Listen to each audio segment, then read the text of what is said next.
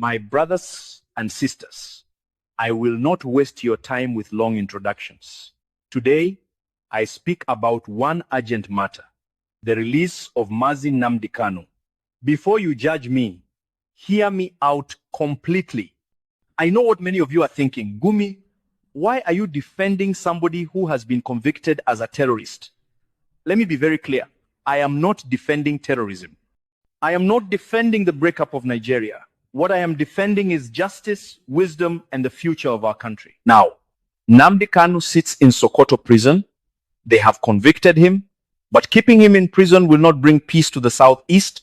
It will not unite Nigeria. It will not stop IPOB. In fact, it is making everything worse. Let me tell you about Sokoto and why this situation is a disaster waiting to happen. The American military just struck terrorist camps in that region. Islamic State operatives are there. Bandits control villages there. So I must ask, why would you send Nigeria's most controversial prisoner to the most dangerous region in the country? Does this make sense? The Sokoto prison is overcrowded. Violence is common. Management is inadequate. But the danger goes beyond prison conditions. What happens if terrorists attack that prison? What happens if something happens to Kanu in the chaos? What will be the reaction in the southeast? What will it do to an already fragile Nigeria? Some people say, but he is a convicted criminal. Why should we care? This is exactly the wrong thinking. Let me explain why we should care using logic, not emotion. First, Section 36 of our Constitution guarantees the right to appeal. But if you place someone over 700 kilometers from Abuja, how is he supposed to prepare his appeal? How is he supposed to meet with his lawyers? You are giving him rights with one hand and taking them away with the other. Second, justice must not only be done, it must be seen to be done. When you send an Igbo man convicted of separatism to a remote northern prison in a terrorist zone, what message are you sending? Are you administering justice or taking revenge? Third, keeping Kanu in prison is not solving the southeast problem. IPOB is still active. Unknown gunmen are still attacking.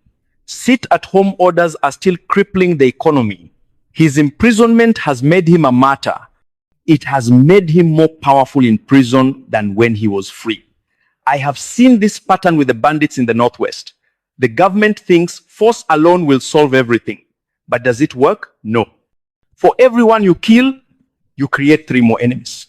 This is not theory. This is what we have witnessed. Look at Afghanistan. America, with all its military might, could not defeat the Taliban. After 20 years, they had to negotiate. Why? Because you cannot defeat an ideology with bombs alone. You cannot kill an idea with bullets. Look at Nelson Mandela in South Africa. They kept him in prison for 27 years. Did it destroy the anti-apartheid movement? No. It made him a global icon. When they released him, he became president. And what did he do? He preached reconciliation. He forgave his oppressors. These are historical facts. These are lessons that wise nations learn and foolish nations ignore. I have always said, if Nnamdi Kanu shows genuine remorse and calls for peace, I will personally call for his release. But how can he call for peace when keeping him in prison is the very thing preventing peace?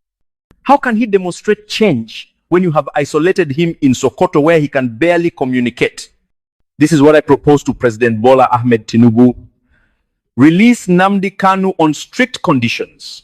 Require him to publicly call for peace and the disbandment of IPOB's armed elements. Require him to tour the southeast and tell his followers to lay down their weapons. Place him under house arrest if you must. Monitor him closely, but release him from that death trap in Sokoto. If he violates these conditions, if he returns to inflammatory rhetoric, then you can prosecute him again. But give him the chance. Give the southeast the chance. Give Nigeria the chance. Some people will say I am being naive. Maybe, but what is the alternative? Keep him in prison forever? Make him a permanent martyr? Let the southeast continue to burn? You see, I go to bandits in the forest and people call me their commander. This is nonsense. I go there and tell them that kidnapping is haram. I tell them that killing innocent people is wrong in Islam. Is this sympathizing or is this trying to save lives? The same people who criticize me want the government to only use force. Let me ask, after all these years of military operations in the Northwest, has banditry ended? No, it has gotten worse. Why? Because we are treating symptoms, not causes. We are using force without wisdom. Every sensible government negotiates with non-state actors when necessary. America negotiated with the Taliban. Israel negotiates with Hamas. Britain negotiated with the IRA. Spain negotiated with ETA. Colombia negotiated with FARC. Where did this principle come from that we should never negotiate? It is not in the Bible. It is not in the Quran. It is not in practical governance. It is just stubbornness dressed up as principle. It is ego disguised as strength. Real strength is admitting when a policy is not working. Real strength is choosing the path that saves lives over the path that satisfies pride. Real strength is being wise enough to know when to fight and when to talk. The Southeast is suffering. Businesses are closing. Investments are leaving. Young people are fleeing abroad. Every Monday, the region shuts down. This is economic suicide. This is destroying an entire generation of Igbo youth. And why? Because of pride on both sides. The government is too proud to consider clemency. IPOB is too proud to lay down weapons. And meanwhile, ordinary people suffer. I was in the military. I understand security. The current approach is not working. You cannot imprison your way to peace. You cannot bomb your way to unity. You cannot arrest your way to national cohesion. What we need is political courage. What we need is a leader who cares more about Nigeria's future than political optics. Mr. President, some people are telling you that releasing Kanu will make you look weak. They are wrong. It will make you look wise.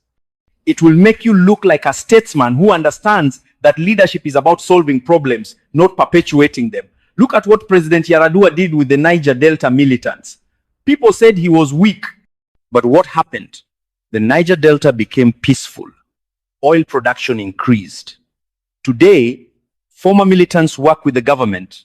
They are part of the solution. This is not weakness. This is wisdom.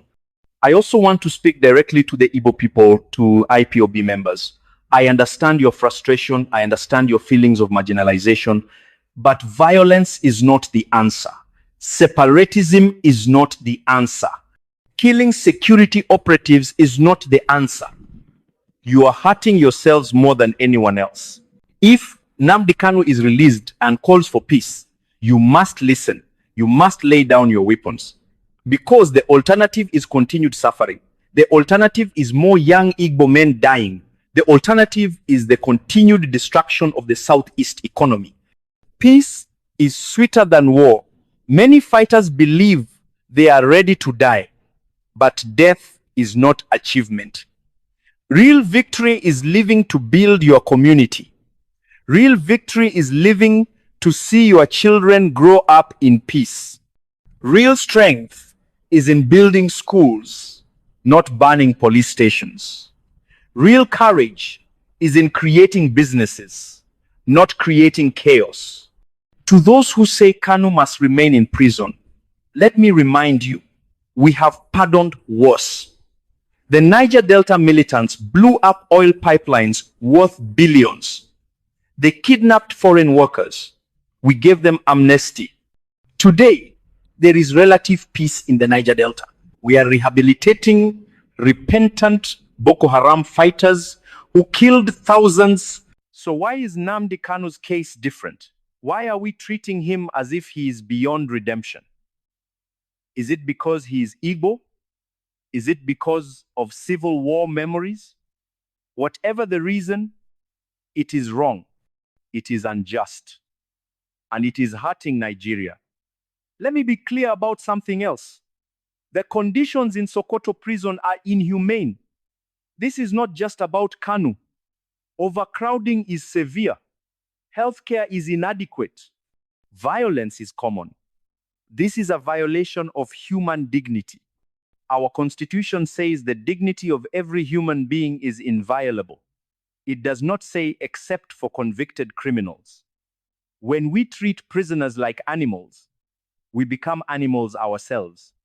When we abandon basic human rights for those we dislike, we abandon them for everyone.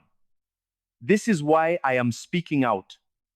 Not because I like Nnamdi Kanu, not because I agree with his ideology, but because I believe in justice, I believe in the Constitution, I believe in human dignity, and I believe in Nigeria. I call on the National Assembly to investigate conditions in all Nigerian prisons. I call on human rights organizations to document what is happening. I call on religious leaders of all faiths to speak out about this injustice. We cannot claim to be a civilized nation while running medieval prisons. We cannot claim to uphold the rule of law while violating constitutional rights. Mr. President, I make this appeal as a fellow Nigerian, as someone who loves this country. Release Nnamdi Kanu under strict conditions. Let him prove that he can be part of the solution. Let him demonstrate that he has changed. Give the Southeast hope. Give Nigeria a chance at peace. If he fails, if he returns to violence, then you can say you tried. But if you never try, if you keep him locked up in Sokoto until something terrible happens, history will judge you harshly. Future generations will ask why you chose pride over peace, why you chose revenge over reconciliation. I have been called many names for speaking truth. They call me a bandit commander. They call me a terrorist sympathizer. Let them call me what they want. I will continue to speak for peace. I will continue to advocate for dialogue. I will continue to push for wisdom over violence. Because at the end of the day, we are all Nigerians. Hausa, Igbo, Yoruba, Fulani, whatever our tribe, whatever our religion, we share this country. Our children will inherit it together. So we must build it together. And we cannot build it on a foundation of revenge, injustice, and endless conflict. Release Nnamdi Kanu. Give peace a chance. Let wisdom prevail over pride. Let justice prevail over revenge. Let Nigeria prevail over division.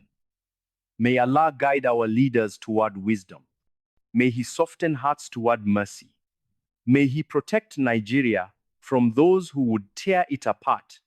And may we all have the courage to choose peace, even when war seems easier.